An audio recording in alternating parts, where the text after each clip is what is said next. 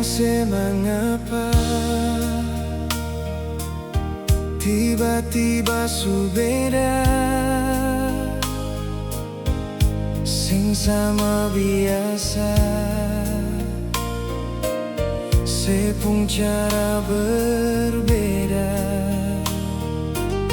Kalau memang ada dia, mengapa sing bicara? Kenapa mesti marah pas waktu beta tanya dia itu siapa?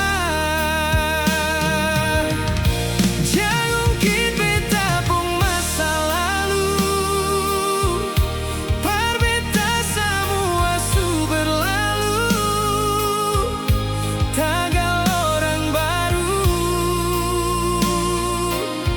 Beta pun sayang su jauh, selama ini beta sing mengerti se wanita yang beta sayangi.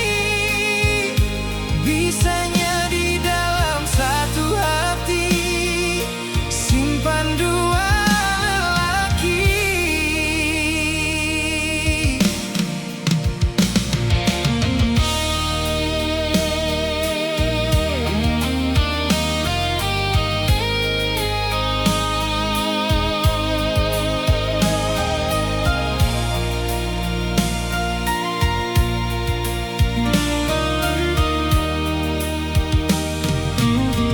Kalau memang ada dia,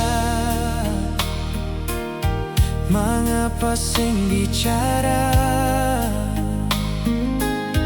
Kenapa mesti marah pas waktu beta tanya